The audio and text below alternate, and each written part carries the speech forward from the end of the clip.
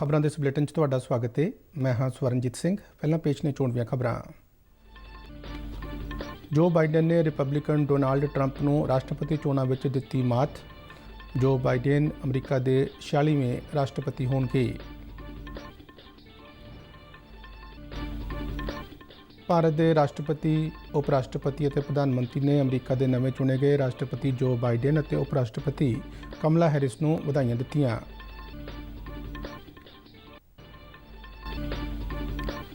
ਪ੍ਰਧਾਨ ਮੰਤਰੀ ਵੱਲੋਂ ਗੁਜਰਾਤ ਦੇ ਹਜ਼ੀਰਾ ਤੋਂ ਘੋਗਾ ਤੱਕ ਰੋ ਪੈਕਸ ਸੇਵਾ ਦੀ ਸ਼ੁਰੂਆਤ।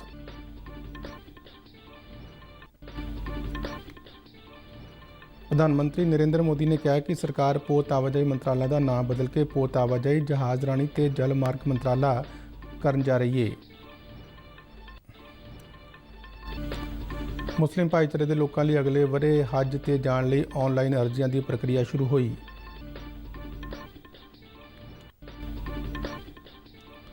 ਜੰਮੂ ਕਸ਼ਮੀਰ ਦੇ ਕੁਪਵਾੜਾ ਜ਼ਿਲ੍ਹੇ ਵਿੱਚ ਅੱਜ ਤੜਕਸਾਰ ਮਾਛਿਲ ਸੈਕਟਰ ਵਿੱਚ ਕੰਟਰੋਲ ਰੇਖਾ ਤੇ BSF ਅਤੇ ਫੌਜ ਦੇ ਚੌਕਸ ਜਵਾਨਾਂ ਨੇ ਪਾਕਿਸਤਾਨ ਵਾਲੇ ਪਾਸਿਓਂ ਅੱਤਵਾਦੀਆਂ ਵੱਲੋਂ ਇੱਕ ਵੱਡੀ ਘੁਸਪੈਠ ਦੀ ਕੋਸ਼ਿਸ਼ ਨੂੰ ਨਾਕਾਮ ਕੀਤਾ। 2 ਅੱਤਵਾਦੀ ਢੇਰ, BSF ਦਾ 1 ਜਵਾਨ ਤੇ 3 ਸੈਨਿਕ ਸ਼ਹੀਦ।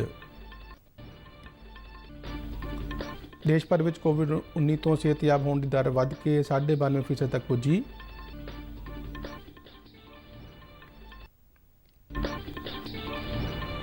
ਫਾਜ਼ਿਲਕਾ ਜ਼ਿਲ੍ਹੇ ਦਾ ਸਰਕਾਰੀ ਪ੍ਰਾਇਮਰੀ ਸਕੂਲ ਚਾਨਣਵਾਲਾ ਭਾਰਤ ਪਾਕਿਸਤਾਨ ਦੀ ਸਰਹੱਦ ਨੇੜੇ ਸਥਿਤ ਪੰਜਾਬ ਦਾ ਪਹਿਲਾ ਸਮਾਰਟ ਸਕੂਲ ਬਣਿਆ। ਤੇ ਹੁਣ ਖਬਰਾਂ ਵਿਸਥਾਰ ਨਾਲ। ਅਮਰੀਕਾ ਦੀ ਡੈਮੋਕ੍ਰੈਟਿਕ ਪਾਰਟੀ ਦੇ ਜੋ ਬਾਈਡਨ ਰਿਪਬਲਿਕਨ ਡੋਨਾਲਡ ਟਰੰਪ ਨੂੰ ਹਰਾ ਕੇ ਅਮਰੀਕਾ ਦੇ 46ਵੇਂ ਰਾਸ਼ਟਰਪਤੀ ਬਣ ਜਾ ਰਹੇ ਨੇ। 8ਵੀਂ ਰਾਸ਼ਟਰਪਤੀ ਚੋਣ ਦੌਰਾਨ ਕਈ ਤਰ੍ਹਾਂ ਦੇ ਉਤਾਰ ਚੜ੍ਹਾਅ ਆਏ, ਪਰ ਅੰਤ ਵਿੱਚ ਵਾਈਟ ਹਾਊਸ ਦੀ ਦੌੜ ਵਿੱਚ ਡੈਮੋਕ੍ਰੈਟਿਕ ਜੋ ਬਾਈਡਨ ਜੇਤੂ ਰਹੇ। ਉਹਨਾਂ 279 ਇਲੈਕਟੋਰਲ ਵੋਟਾਂ ਜਿੱਤੀਆਂ। ਪੈਨਸਿਲਵੇਨੀਆ ਸਟੇਟ ਜੋ ਬਾਈਡਨ ਦੀ ਅਗੇਤ ਲਈ ਨਿਰਣਾਇਕ ਸਾਬਤ ਹੋਈ। ਜੋ ਬਾਈਡਨ ਦੇ ਰਾਸ਼ਟਰਪਤੀ ਲਈ ਚੁਣੇ ਜਾਣ ਬਾਰੇ ਐਲਾਨ ਦੇ ਨਾਲ ਹੀ ਡੈਮੋਕ੍ਰੈਟਿਕ ਪਾਰਟੀ ਦੀ ਉਮੀਦਵਾਰ ਕਮਲਾ ਹੈਰਿਸ ਨੇ ਵੀ ਸ਼ਾਨਦਾਰ ਜਿੱਤ ਹਾਸਲ ਕੀਤੀ ਅਤੇ ਉਹ ਸੁਪਰ ਪਾਵਰ ਅਮਰੀਕਾ ਦੀ ਪਹਿਲੀ ਮਹਿਲਾ ਉਪ ਰਾਸ਼ਟਰਪਤੀ ਬਣਨ ਜਾ ਰਹੇ ਨੇ। ਇਸ ਦੇ ਨਾਲ ਹੀ ਕਮਲਾ ਹੈਰਿਸ ਨੇ ਭਾਰਤੀ ਮੂਲ ਦੀ ਪਹਿਲੀ ਅਮਰੀਕੀ ਮਹਿਲਾ ਉਪ ਰਾਸ਼ਟਰਪਤੀ ਹੋਣ ਦਾ ਮਾਣ ਵੀ ਹਾਸਲ ਕੀਤਾ ਹੈ। ਰਾਸ਼ਟਰਪਤੀ ਚੋਣਾਂ ਵਿੱਚ ਜੇਤੂ ਐਲਾਨੇ ਜਾਣ ਤੋਂ ਬਾਅਦ ਜੋ ਬਾਈਡਨ ਨੇ ਕਿਹਾ ਕਿ ਜਿਸ ਵੱਡੇ ਅੰਤਰ ਨਾਲ ਅਮਰੀਕਾ ਦੇ ਲੋਕਾਂ ਨੇ ਉਹਨਾਂ ਨੂੰ ਸਮਰਥਨ ਦਿੱਤਾ ਹੈ, ਉਹ ਬਹੁਤ ਮਾਣ ਮਹਿਸੂਸ ਕਰ ਰਹੇ ਨੇ। ਉਹਨਾਂ ਅਮਰੀਕੀਆਂ ਨੂੰ ਭਰੋਸਾ ਦਿਵਾਇਆ ਕਿ ਉਹ ਉਹਨਾਂ ਵਿੱਚ ਜਿਤਾਏ ਗਏ ਵਿਸ਼ਵਾਸ 'ਤੇ ਖਰੇ ਉਤਰਨਗੇ। ਉਹਨਾਂ ਕਿਹਾ ਕਿ ਉਹ ਉਹਨਾਂ ਨੂੰ ਵੋਟ ਦੇਣ ਵਾਲੇ ਜਾਂ ਉਹਨਾਂ ਨੂੰ ਵੋਟ ਨਾ ਦੇਣ ਵਾਲੇ ਸਾਰੇ ਅਮਰੀਕੀਆਂ ਦੇ ਰਾਸ਼ਟਰਪਤੀ ਬਣ ਕੇ ਰਹਿਣਗੇ। ਜੋ ਬਾਈਡਨ ਨੇ ਕਿਹਾ ਕਿ ਲੋਕਾਂ ਨੇ ਡੈਮੋਕ੍ਰੈਟਿਕ ਪਾਰਟੀ ਨੂੰ ਕਰੋਨਾ, ਅਰਥ ਵਿਵਸਥਾ, ਪੌਣ ਪਾਣੀ ਤਬਦੀਲੀ ਆਦਿ ਲਈ ਕੰਮ ਕਰਨ ਲਈ ਵੋਟ ਦਿੱਤੀ ਹੈ। ਅਗਲੇ ਮਹੀਨੇ ਦੀ 14 ਤਰੀਕ ਨੂੰ ਲੋਕਾਂ ਵੱਲੋਂ ਚੁਣੇ ਗਏ ਇਲੈਕਟੋਰਲ ਕਾਲਜ ਦੇ ਪ੍ਰਤੀਨਿਧੀ ਸਰਕਾਰੀ ਤੌਰ ਤੇ ਨਵੇਂ ਰਾਸ਼ਟਰਪਤੀ ਦੀ ਚੋਣ ਲਈ ਵੋਟ ਪਾਉਣਗੇ। ਇਸ ਤੋਂ ਬਾਅਦ ਹੀ ਨਵੇਂ ਰਾਸ਼ਟਰਪਤੀ ਅਗਲੇ ਸਾਲ 20 ਜਨਵਰੀ ਨੂੰ ਇੱਕ ਖਾਸ ਰਸਮ ਤੋਂ ਬਾਅਦ ਆਪਣਾ ਕਾਰਜਭਾਰ ਸੰਭਾਲਣਗੇ। ਅਮਰੀਕਾ ਦੇ ਰਾਸ਼ਟਰਪਤੀ ਦੀ ਚੋਣ ਅਮਲ ਦੌਰਾਨ ਹੀ ਰਿਪਬਲਿਕਨ ਪਾਰਟੀ ਦੇ ਉਮੀਦਵਾਰ ਅਤੇ ਮੌਜੂਦਾ ਰਾਸ਼ਟਰਪਤੀ ਡੋਨਾਲਡ ਟਰੰਪ ਨੇ ਕਈ ਮੁੱਖ ਸਟੇਟਾਂ ਵਿੱਚ ਡਾਕ ਰਾਹੀਂ ਆ ਰਹੀਆਂ ਵੋਟਾਂ ਦੀ ਗਿਣਤੀ ਦੀ ਲੰਬੀ ਪ੍ਰਕਿਰਿਆ ਨੂੰ ਚੁਣੌਤੀ ਦਿੱਤੀ। ਡੋਨਾਲਡ ਟਰੰਪ ਦੀ ਟੀਮ ਨੇ ਕਈ ਗੰਭੀਰ ਇਲਜ਼ਾਮ ਲਗਾਉਂਦਿਆਂ ਪੈਨਸਿਲਵੇਨੀਆ, ਨਿਵਾਡਾ ਤੇ ਰਾਈਜ਼ੋਨਾ ਸਮੇਤ ਕਈ ਪ੍ਰਾਂਤਾਂ ਵਿੱਚ ਕੇਸ ਦਾਇਰ ਕੀਤੇ। ਜਿੱਤ ਤੋਂ ਬਾਅਦ ਆਪਣੇ ਸੰਬੋਧਨ ਦੌਰਾਨ ਵੱਖਰੇ ਅੰਦਾਜ਼ ਵਿੱਚ ਜੋ ਬਾਈਡਨ ਨੇ ਕਿਹਾ ਕਿ ਉਹ ਲਾਲ ਸਟੇਟ ਜਾਂ ਨੀਲੀਆਂ ਸਟੇਟਸ ਨਹੀਂ ਵੇਖਦੇ, ਸਿਰਫ ਯੂਨਾਈਟਿਡ ਸਟੇਟਸ ਦੇਖਦੇ ਨੇ। ਉਹਨਾਂ ਆਪਣੀ ਜਿੱਤ ਲਈ ਸਮੂਹ ਸਮਰਥਕਾਂ ਦਾ ਧੰਨਵਾਦ ਕੀਤਾ। ਉਧਰ ਉਪ ਰਾਸ਼ਟਰਪਤੀ ਦੀ ਚੋਣ ਜਿੱਤਣ ਵਾਲੀ ਕਮਲਾ ਹੈਰਿਸ ਨੇ ਵੀ ਸਮਰਥਕਾਂ ਦਾ ਧੰਨਵਾਦ ਕੀਤਾ ਤੇ ਕਿਹਾ ਕਿ ਅਮਰੀਕੀਆਂ ਨੇ ਉਮੀਦ, ਸ਼ਾਲੀਨਤਾ, ਸਾਇੰਸ ਅਤੇ ਸੱਚ ਦੀ ਚੋਣ ਕੀਤੀ ਹੈ। ਰਾਸ਼ਟਰਪਤੀ ਰਾਮਨਾਥ ਕੋਵਿੰਦ, ਉਪ ਰਾਸ਼ਟਰਪਤੀ ਵੈਂਕਈਆ ਨਾਇਡੂ ਅਤੇ ਪ੍ਰਧਾਨ ਮੰਤਰੀ ਨਰਿੰਦਰ ਮੋਦੀ ਨੇ ਅਮਰੀਕਾ ਦੇ ਚੁਣੇ ਗਏ ਨਵੇਂ ਰਾਸ਼ਟਰਪਤੀ ਜੋ ਬਾਈਡਨ ਅਤੇ ਉਪ ਰਾਸ਼ਟਰਪਤੀ ਕਮਲਾ ਹੈਰਿਸ ਨੂੰ ਵਧਾਈਆਂ ਦਿੱਤੀਆਂ ਨੇ। ਰਾਸ਼ਟਰਪਤੀ ਰਾਮਨਾਥ ਕੋਵਿੰਦ ਨੇ ਆਪਣੀ ਟਵੀਟ ਵਿੱਚ ਜੋ ਬਾਈਡਨ ਦੇ ਰਾਸ਼ਟਰਪਤੀ ਵਜੋਂ ਸਫਲ ਕਾਰਜਕਾਲ ਦੀ ਕਾਮਨਾ ਕੀਤੀ।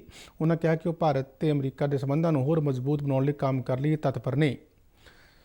ਉਪ ਰਾਸ਼ਟਰਪਤੀ ਵੈਂਕਈਆ ਨਾਇਡੂ ਨੇ ਜੋ ਬਾਈਡਨ ਨੂੰ ਵਧਾਈ ਦਿੰਦਿਆਂ ਆਪਣੀ ਟਵੀਟ ਵਿੱਚ ਕਿਹਾ ਕਿ ਉਹਨਾਂ ਨੂੰ ਪੂਰੀ ਉਮੀਦ ਹੈ ਕਿ ਭਾਰਤ ਤੇ ਅਮਰੀਕਾ ਦੇ ਸਬੰਧ ਆਉਣ ਵਾਲੇ ਸਾਲਾਂ ਵਿੱਚ ਹੋਰ ਜ਼ਿਆਦਾ ਮਜ਼ਬੂਤ ਹੋਣਗੇ, ਕਿਉਂਕਿ ਦੋਵੇਂ ਹੀ ਮੁਲਕ ਸਾਂਝੀਆਂ ਲੋਕਤੰਤਰੀ ਕੀਮਤਾਂ ਦੇ ਸਹਾਰੇ ਵਿਸ਼ਵ ਨੂੰ ਹੋਰ ਸ਼ਾਂਤੀਪੂਰਨ ਅਤੇ ਖੁਸ਼ਹਾਲ ਬਣਾਉਣ ਲਈ ਕੰਮ ਕਰਨਗੇ।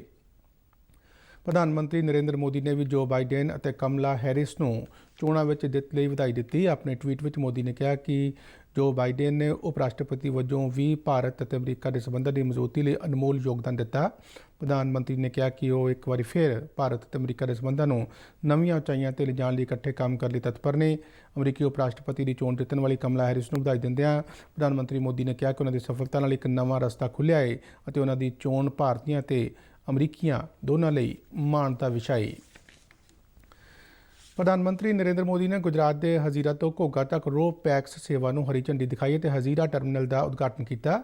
ਇਸ ਵਰਚੁਅਲ ਸਮਾਗਮ ਦੌਰਾਨ ਪ੍ਰਧਾਨ ਮੰਤਰੀ ਨੇ ਰੋਪ ਪੈਕਸ ਸੇਵਾ ਦੇ ਸਥਾਨਕ ਲਾਭਪਾਤਰੀ ਨਾਲ ਗੱਲਬਾਤ ਵੀ ਕੀਤੀ। ਸਮਾਗਮ ਨੂੰ ਸੰਬੋਧਨ ਕਰਦਿਆਂ ਪ੍ਰਧਾਨ ਮੰਤਰੀ ਨਰਿੰਦਰ ਮੋਦੀ ਨੇ ਕਿਹਾ ਕਿ ਨਵੇਂ ਪ੍ਰੋਜੈਕਟਾਂ ਦੇ ਸ਼ੁਰੂ ਹੋਣ ਨਾਲ ਲੋਕਾਂ ਦੇ ਜੀਵਨ ਵਿੱਚ ਤਬਦੀਲੀ ਆਉਂਦੀ ਹੈ। ਉਹਨਾਂ ਕਿਹਾ ਕਿ ਇਸ ਰੋਪ ਪੈਕਸ ਸੇਵਾ ਦੇ ਸ਼ੁਰੂ ਹੋਣ ਨਾਲ ਸਥਾਨਕ ਲੋਕਾਂ ਦੇ ਸਮੇਂ ਅਤੇ ਖਰਚ ਵਿੱਚ ਕਮੀ ਆਏਗੀ। ਉਹਨਾਂ ਕਿਹਾ ਕਿ ਜਿੱਥੇ ਇਸ ਯੋਜਨਾ ਨਾਲ ਸੜਕੀ ਦੂਰੀ ਘੱਟ ਹੋਵੇਗੀ ਉੱਥੇ ਹੀ ਭਾਰੀ ਮਾਤਰਾ ਵਿੱਚ ਕਾਰਬਨ ਉਤਸਰਜਨ ਵਿੱਚ ਵੀ ਕਮੀ ਆਵੇਗੀ। ਉਹਨਾਂ ਕਿਹਾ ਕਿ ਰੋਪ ਪੈਕ ਸੇਵਾ ਸੌਰਾਸ਼ਟਰ ਵਿੱਚ ਵਪਾਰ ਨੂੰ ਪ੍ਰਫੁੱਲਿਤ ਕਰੇਗੀ। ਪ੍ਰਧਾਨ ਮੰਤਰੀ ਮੋਦੀ ਨੇ ਕਿਹਾ ਕਿ ਹਰੇਕ ਪ੍ਰੋਜੈਕਟ ਨੂੰ ਨੇਪਰੇ ਚਾੜ੍ਹਨ ਤੱਕ ਅਨੇਕਾਂ ਮੁਸ਼ਕਲਾਂ ਅਤੇ ਚੁਣੌਤੀਆਂ ਸਾਹਮਣੇ ਆਉਂਦੀਆਂ ਨੇ ਜਿਨ੍ਹਾਂ ਨੂੰ ਹਿੰਮਤ ਅਤੇ ਹੌਸਲੇ ਨਾਲ ਦੂਰ ਕਰਨਾ ਪੈਂਦਾ ਹੈ। ਉਹਨਾਂ ਕਿਹਾ ਕਿ ਗੁਜਰਾਤ ਦੀ ਇਸ ਮਹੱਤਵਪੂਰਨ ਸੇਵਾ ਦੇ ਸ਼ੁਰੂ ਹੋਣ ਨਾਲ ਖੇਤਰ ਵਿੱਚ ਵਪਾਰ ਨੂੰ ਹੱਲਾਸ਼ੇਰੀ ਮਿਲੇਗੀ। ਉਹਨਾਂ ਕਿਹਾ ਕਿ ਗੁਜਰਾਤ ਦੇ ਤੱਟੀ ਖੇਤਰਾਂ ਵਿੱਚ ਸਮੁੰਦਰੀ ਜਹਾਜ਼ਾਂ ਦੇ ਨਿਰਮਾਣ ਲਈ ਸ਼ਿਪ ਯਾर्ड ਪਾਰਕ ਸਥਾਪਿਤ ਕੀਤੇ ਜਾ ਰਹੇ ਨੇ। भी साथियों ने एक प्रकार से इसके जितने आयाम है उसको हमारे सामने प्रस्तुत किया और उसके कारण व्यापार में जो सुविधा बढ़ेगी, बहुत सारी स्पीड बढ़ जाएगी। मैं समझता हूं कि एक बहुत ही खुशी का माहौल है। व्यापारी कारोबार इस दौरान गुजरात के मुख्य मंत्री विजय रूपाणी ने भी संबोधन किया। हजीरा घोगा फैरी सेवा दक्षिणी गुजरात और सौराष्ट्र खेत्र लिए एक गेटवे का काम करेगी। इस सेवा के शुरू होने नाल घोगा और हजीरा विचाले 370 किलोमीटर की दूरी घट के केवल 90 किलोमीटर हो जाएगी। इस नाल समान की ढोआ ढुआई लिए रोजाना 9000 लीटर तेल की बचत होगी। माहरां का मनना है कि इस नाल सौराष्ट्र खेत्र में सैर सपाटे को हुलारा मिलेगा तो रोजगार के नवे मौके पैदा होंगे। इस सेवा के शुरू होने नाल सौराष्ट्र और कच्छ खेत्र में फर्टिलाइजर सनत, फर्नीचर सनत और पोर्ट सैक्टर को उत्साह मिलेगा। प्रधानमंत्री नरेंद्र मोदी ने कहा कि सरकार पोत आवाजाही मंत्राला का नाम बदल के पोत आवाजाही जहाजरानी और जलमार्ग मंत्राला करने जा रही है। उन्होंने कहा कि भारत माल ढुआई में आने वाली खर्च में कमी लियाउण लई तेजी नाल मल्टी मॉडल कनैक्टिविटी विकसित करने ते काम कर रहा है। प्रधानमंत्री ने कहा कि सरकार अंदरूनी रूप में जुड़े हुए सड़क, रेल आवाजाही और पोत आवाजाही के विकास लिए बुनियादी ढांचा बनाने इस काम में आने वाली रुकावटां दूर करने की कोशिश कर रही है। उन्होंने कहा कि भारत में आवाजाही को बेहतर बनाने में उन्हों की सरकार दूजे मुल्कों के मुकाबले वधेरे पैसा खर्च कर रही है। नरेंद्र मोदी ने कहा कि असीं जल आवाजाही के जरिए खर्चों में बेहद कमी लिया सकते हाँ। उन्होंने कहा कि सरकार अजिहे तंत्र को विकसित करने ते अपना ध्यान केंद्रित कर रही है जिस नाल कार्गो का बेरोक आउण जाण सुनिश्चित किया जा सके। उन्होंने कहा कि समुद्री व्यापार और कारोबार के माहिर तैयार करने ते सिखलाई प्राप्त काम उपलब्ध कराने लिए गुजरात समुद्री यूनिवर्सिटी का एक वड्डा केंद्र है। अज गुजरात समुद्री यूनिवर्सिटी कई विषयों में MBA डिग्री दे रही है जिस विच समुद्री कानून, समुद्री अंतरराष्ट्रीय कानून और प्रबंध, जल परिवहन और माल ढुआई प्रमुख ने। प्रधानमंत्री नरेंद्र मोदी भलके वाराणसी में ਵੱਖ-ਵੱਖ विकास प्रोजेक्टों की शुरुआत करेंगे तो कई नवे प्रोजेक्टों का नींह पत्थर रखेंगे। प्रधानमंत्री दफ्तर तो मिली जानकारी मुताबक वीडियो कॉन्फ्रेंस राਹੀਂ प्रधानमंत्री 614 करोड़ रुपए की लागत वाले प्रोजेक्टों की शुरुआत करेंगे। इस तो इलावा प्रधानमंत्री उन्होंने प्रोजेक्टों के लाभपात्रों नाल गलबात भी करेंगे। प्रधानमंत्री वालों Sarnath light and sound show, Ramnagar के लाल बहादुर शास्त्री हस्पताल को अपग्रेड करने संबंधी और बुनियादी ढांचे समेत कई बहुमुखी प्रोजेक्टों का उद्घाटन किया जाएगा। इस तो इलावा वाराणसी में 100 मीट्रिक टन के खेतीबाड़ी गोदाम, खेड stadium, smart lighting project, 105 anganwadi केंद्र और 102 गऊ आसरा केंद्र की भी शुरुआत करेंगे।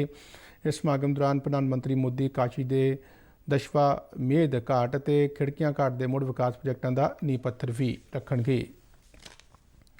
मुस्लिम भाईचारे के लोगों लिए अगले वरे हज से जाने लिए ऑनलाइन अर्जियां देने की प्रक्रिया शुरू हो गई है।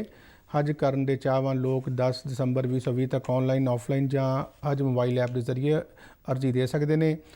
केंद्रीय घट गिनतियां बारे मंत्री मुख्तार अब्बास नकवी ने कोरोना महामारी के मद्देनज़र कुछ तब्दीलियां नाल अर्जी प्रक्रिया शुरू करने का ऐलान किया है। नकवी ने कहा कि हज से जाने वाले हाजियों लिए रिहाइश, आवाजाही और सेहत तो इलावा होरना सुविधाओं का पुख्ता प्रबंध किया जाएगा। मुंबई के हज हाउस विखे जानकारी दिंदियां नकवी ने कहा कि महामारी संबंधी कौमांतरी और कौमी दिशा निर्देशों को सख्ती नाल लागू किया जाएगा। उन्होंने दस्सिया कि हज का समा जून और जुलाई 2021 दरमियान निर्धारित किया गया तो पूरी प्रक्रिया सऊदी अरब की सरकार और भारत सरकार के दिशा निर्देशों के आधार पर शुरू की जाएगी।